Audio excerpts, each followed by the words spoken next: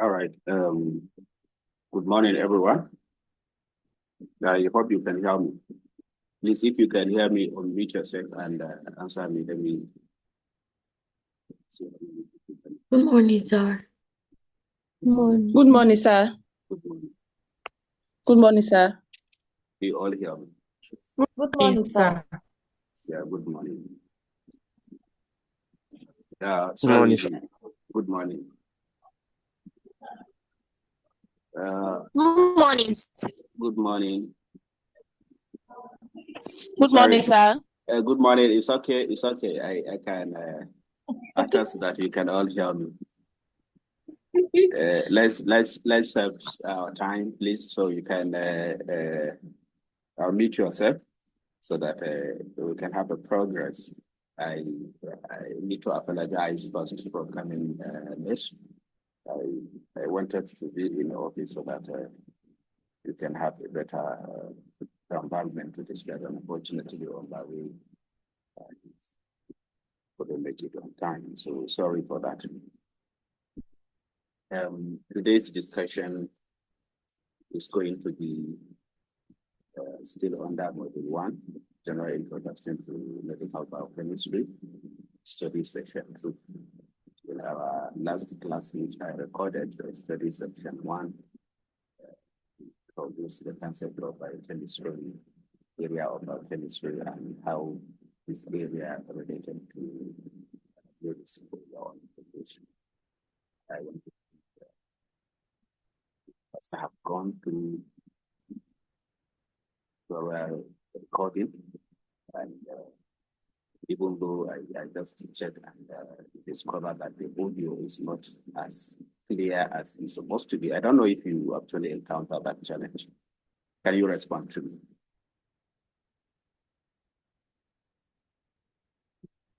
Can you respond to me? Sir, please come again. I said I checked the first tutorial recordings I gave, and I discovered the audio is not that clear. So I don't know if you really observed that. Or is that clear? See. Yes, sir. It's not clear to some extent. Okay. I want to be sure this one is better than. Let me just test something. Can you hear me now? Yes, sir. Yes, sir, we can hear you. Okay, this one and now, which one is better? Which one is better? I think now it's better. Now it's better, sir. Okay. So let's manage ourselves. Since you can hear me, and I believe the recording also, you can be able to follow it clearly. So, like I said in our previous class, we introduced the biochemistry, the concept, and how this area is related to medical profession. Please, Jen, can you unmute yourself, please? Thank you. Ami, please, can you unmute yourself? Okay, sir. Okay. So today we are going to discuss cell structure and function, one under study section 2, even though study section 3 is also related to cell structure and function. So we'll see how we can manage the time and discuss through study section 2 and study section 3 if possible. Okay?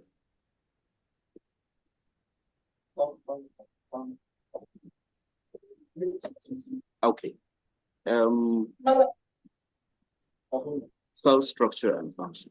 Before we talk about the cell structure and function, most important thing I think we need to discuss is, what is this cell? This is something that you must have been very much familiar with.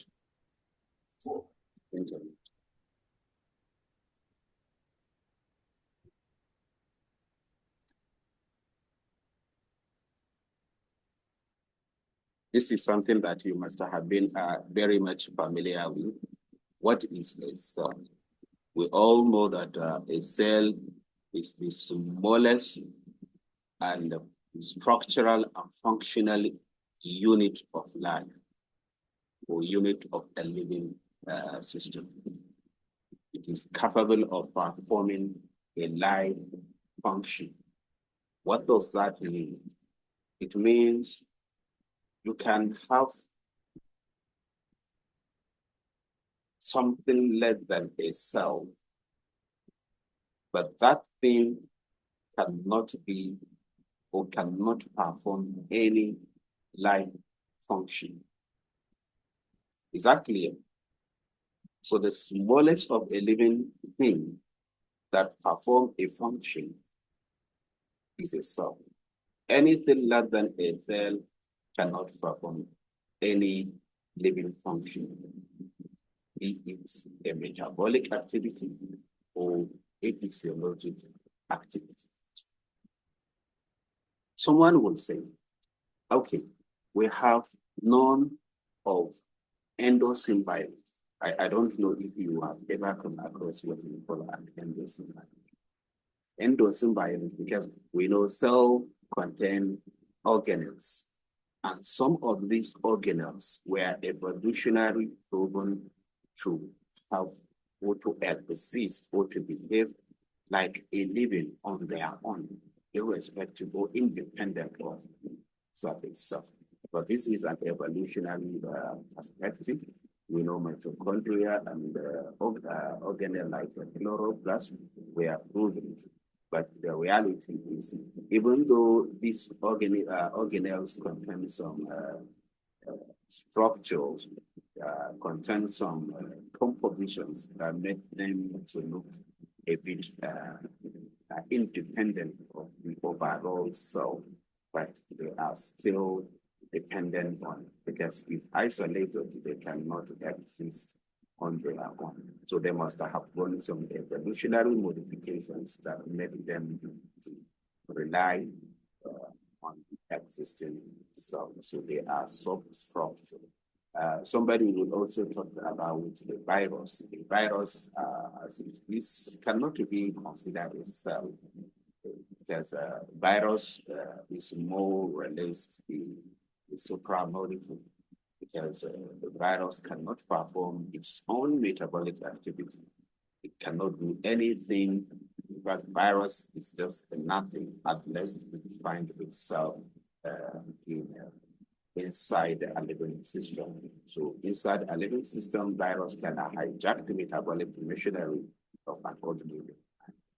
It able to what it does, but on its own, the virus cannot do anything. Therefore, it cannot be considered an entity. So a cell is still structural, the only structural and the functional unit of life. Are we making sense? Plus, are you making sense? Yes, Yes, sir. sir. Yes, sir. Okay. When we look at the, let's look at the historical timeline. How did these cells come about? Because one thing we know about discovery of cells is that we know the work of Robert Hooke in 1665. But prior to that, this is integral, very important, the work of Hans and Zacharias, where they produced the first compound microscope. What Robert Hooke did is actually he used the microscope to view a slice of a cork cell under the compound microscope. Under the compound microscope, and he observed some chambers. He observed some numerous or porous structure that look like a horse and call them cells. And this cell is in Latin is cellular, which means a room or a chamber. So these numerous porous structures, we call them cells. Later, we have Anthony Berlian-Hook, who observed a living cells in the form of microorganisms. For those of us that have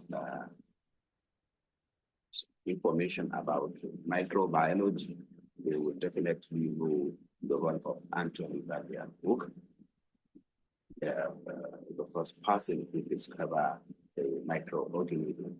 And we also have a number of individuals like Matthias, we have Theodore, we have Rudolph, that work together to do a lot of things about cells, and the activities of these individuals come about what we call a cell theory. So the cell theory was formulated due to the activity research carried out by these individuals. And what is this cell theory? We've already made mention that cell is a structural and a functional unit of life. So it is the smallest working unit of all living organisms. We've already explained that. The second cell theory says that all organisms are made of one or more cells, and we already know of unicellular organisms. I think we can give an example of unicellular organisms, right? A single cell organisms, an organism that is only made up of one cell. Can somebody help us with any organism that is made up of only one cell?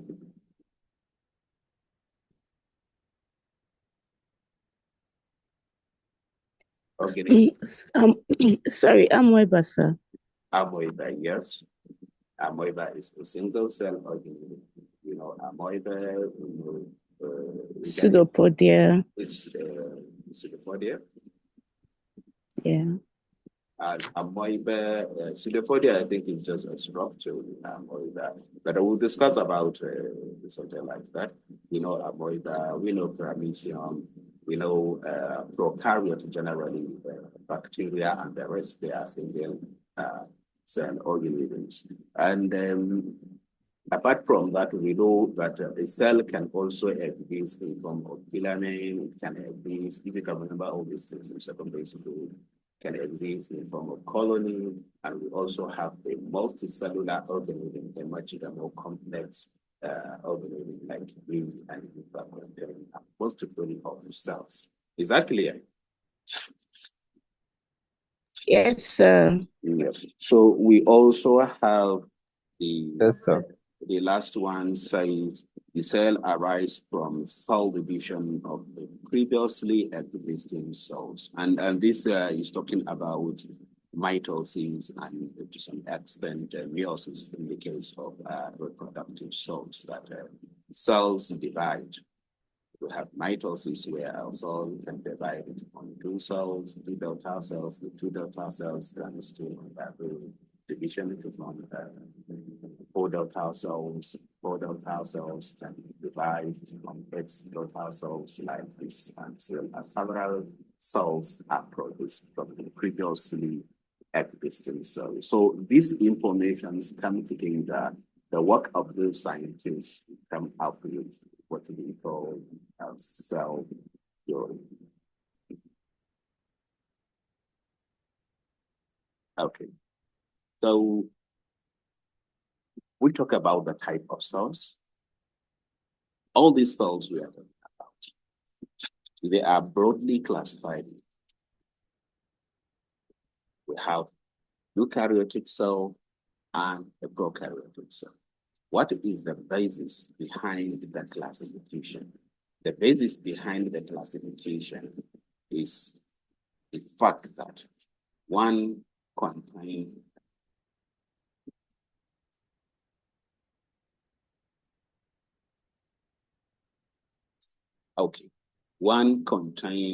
a membrane-bound nucleus, while one does not contain a membrane-bound nucleus. Prokaryotes not have a membrane-bound nucleus, while eukaryotes contain or have a nucleus that is enclosed within a membrane. This is one of the most important the difference. And when we look at it from evolutionary perspective, we know that eukaryotes, when living organisms first come out of evolution, prokaryotes exist through complexity over time. Evolution of eukaryotes from prokaryotes.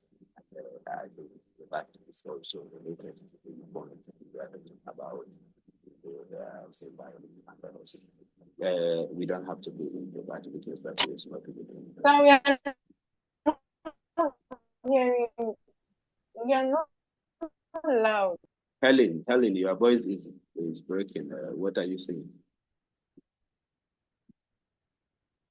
I said I'm not hearing you clearly. You cannot hear me clearly. Yes, sir. Along the line. Okay, your voice is breaking, Helen, but I want to believe now you can hear me. Yes, I can hear you. So the difference between the prokaryote and the eukaryotes is that the prokaryote does not have a distinct nuclear membrane, while a eukaryote have a distinct nuclear membrane. And I said this is the foundational difference between the two types of cells. Other differences like the size, that a prokaryotic cell is usually smaller in size than the eukaryotic cell. We also talked about organization, that usually the prokaryotes are usually a single cell organisms, and we talked about a typical example of bacterial cells. While we have in most cases the eukaryotic cell existing in multicellular organisms, and I also gave a typical example of me and you.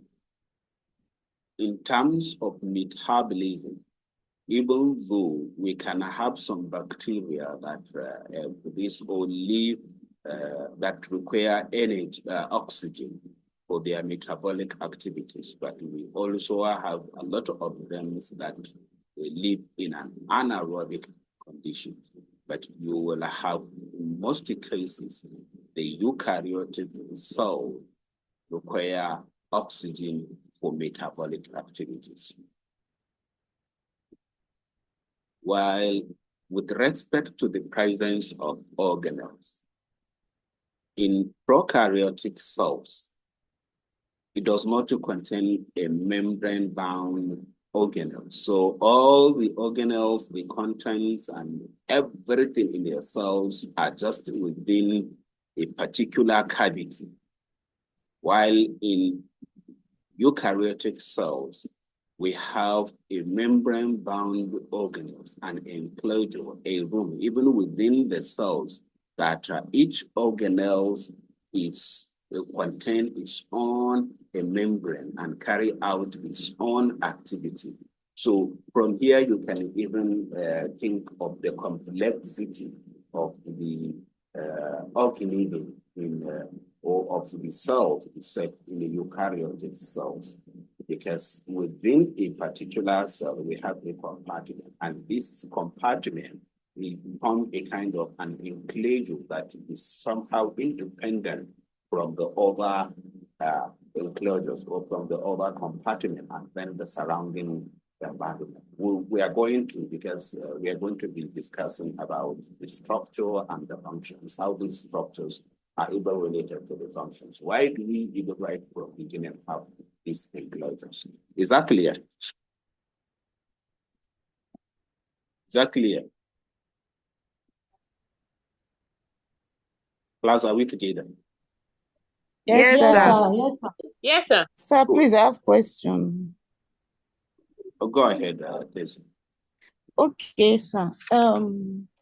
About the prokaryotes, single cell organism, you mentioned that it doesn't require energy for their metabolism. So my question is, since they are living things, so what did they now use for their metabolism? Maybe, Tracy, you didn't get me right. I said in most cases, we talk about oxygen requirement, not energy requirement. Yeah, it's oxygen, sir. I mentioned oxygen. Yeah, we talk about oxygen requirement, not energy requirement. So in most cases, they are anaerobic that doesn't require oxygen. Are you with me? Yes, sir. Yes, sir. Yes. Yes, sir. So they don't require oxygen, not energy. Maybe you want to Okay. relate the oxygen and energy production. All right? Okay. Yes, sir. Yes. That's it. Because oxygen metabolism or respiration, the requiring of oxygen related to respiration, and we all know that respiration is related to the energy production. But one thing is very important, that oxygen in terms of cellular respiration and energy production is important as the final, what we call final electron transport. Final electron acceptor in electron transport chain that is in the process of energy production, which I want to believe in metabolism, we will talk about that, but you will still come across some bacteria. Sorry. Sorry. Thank you. You come across some bacteria that does not use oxygen as a final electron acceptor. They rather use some other molecules, even nitrogen, even sulfur, they are used as a final electron acceptor. So those kind of organisms can even survive even in the absence of oxygen. Hello, sir. I can hear you. Okay, sir. Okay, sir. Sir, please, can you explain the DNA part again? The DNA, we talk about nucleus, a distinct nuclear membrane, that a prokaryotic cell do not have a distinct, or do not even have a nuclear membrane, meaning their DNA is not contained within a membrane. Okay, sir. Is that clear? Yes, sir. Okay. So let's talk about cells, because we know that we have a prokaryotic and eukaryotic cell, and we humans are more of what? The eukaryotic cell.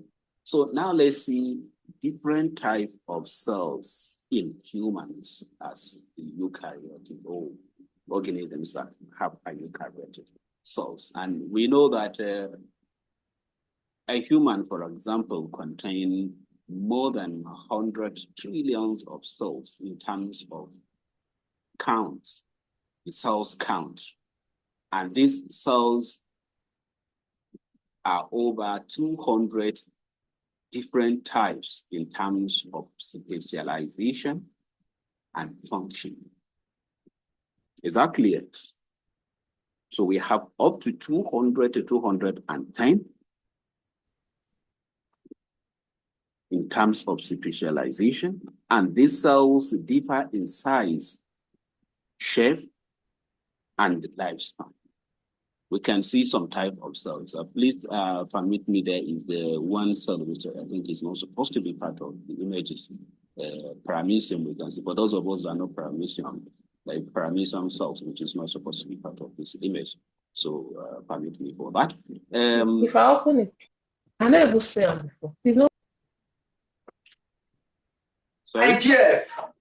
I've missed you plenty. Sister of God, Come on. how are you, man? Fine. Yeah, that bone is fragile, though. I will actually be fragile. She'll be stronger than my own. It's fragile. Thank you. Sister, Thank you. How was it? fine. No, sister, how about you now? Who is this person now? Mm. Okay, are you with us?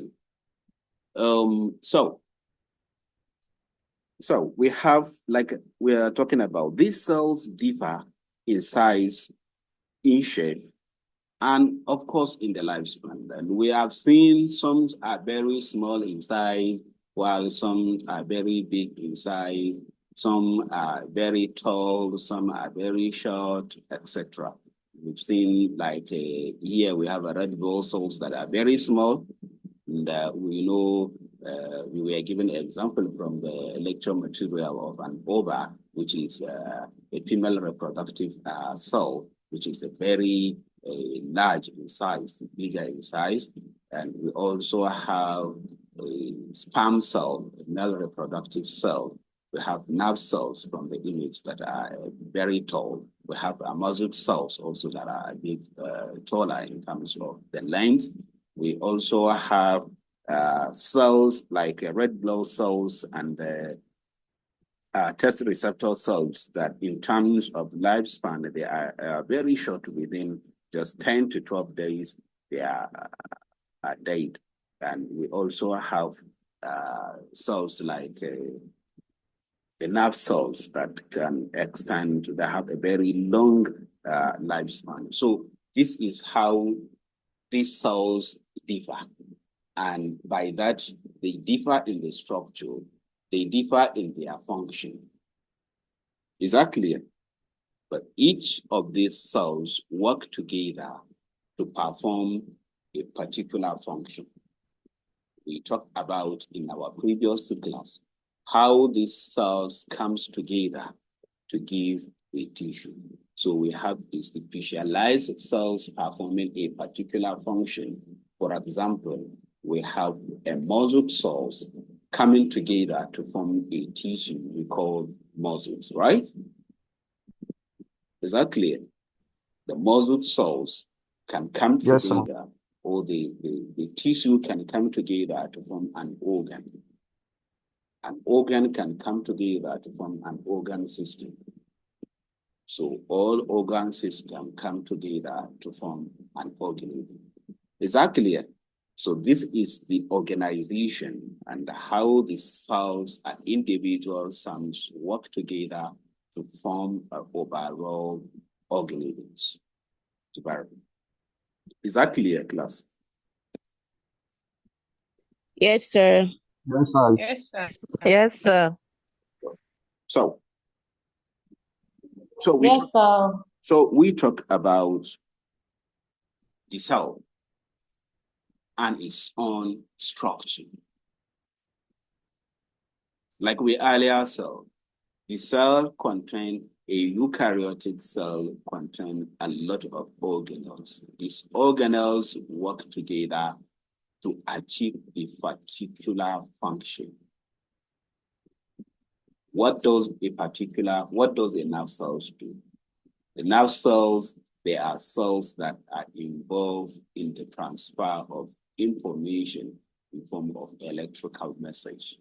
How does the organelles work together to ensure that the cells perform that function? A muscle cell involved in all this contraction and relaxation, all this physical activity. How does the individual organelles work together to perform that function? All these cells, red blood cells, what does it do? What's it known about? How does the organelles, they work together to perform, to ensure that that function is being achieved? So generally, an animal cells contain this set of organelles. It is possible in a particular type of cell to find out that some of these organelles are not even needed, so they are not there. Some of them, they can be there, but they are not functional because their function is actually needed in that particular type of cells. Is that clear?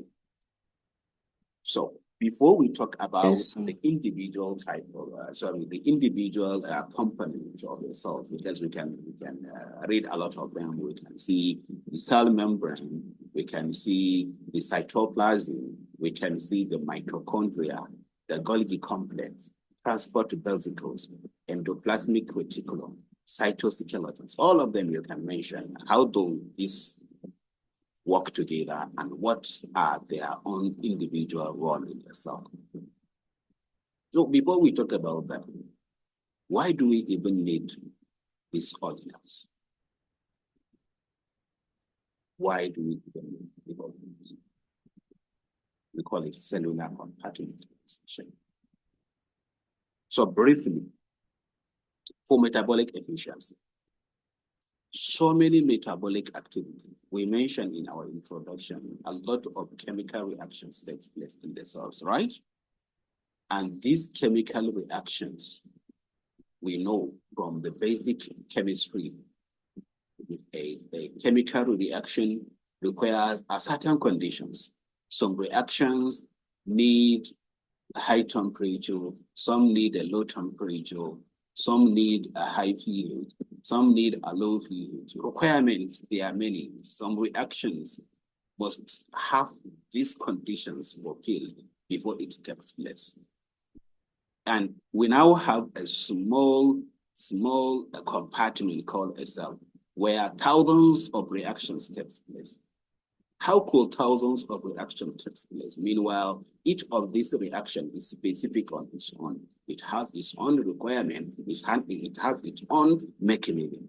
Therefore, there has to be a kind of a localization, a compartment where a certain type of reactions can be housed in a particular type of, in a particular compartment, so that all the requirements, all the conditions needed for that set of reactions is provided in that compartment, so the reaction can take place. Likewise, other organelles. So we said for metabolic efficiency. Otherwise, you can have a reaction that require a low pH, and a reaction occurring at a very high pH, occurring in the same condition. So one will definitely inhibit the other. Is that clear?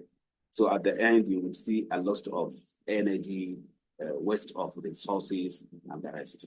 So for metabolic efficiency, it's a separation of incompatible reactions. So you can have even a cell that involved, for example, in the production of glucose, a particular organelle involved in production of glucose, but there are also a particular reactions that are involved in the breakdown of glucose. So if formation of glucose takes place, and at the same time, breakdown of glucose takes place, once the glucose is formed, the glucose is broken down, then the essence is not absolute. So there is no efficiency. So number one, we said efficiency, metabolic efficiency. Number two, we say to enhance the regulation and control. Number three, we said we have an increased surface area for reaction that takes place, so that each will have a space for the reaction to take place. We have specialized function. So each reaction takes place in a particular organelle where that reaction is needed and is important. So we can have this particular organelle is good at performing a particular function. And if you need a particular function, you have to go to a particular organelle. We can see how some of these things work, how particular reaction takes place here, where a particular molecule is synthesized here. But because it is not needed, or it doesn't perform its own function, it has to be transported to a particular organ, or the packaging modification, any changes in the newly synthesized molecule cannot take place where it is produced. Then it will have to be transported. There are organelles that are involved in the transportation. So those that are involved in the transportation will come and transport. Those are involved in pushing, that making the transportation possible, the movement possible, also do their own role, and then transport it to where it's supposed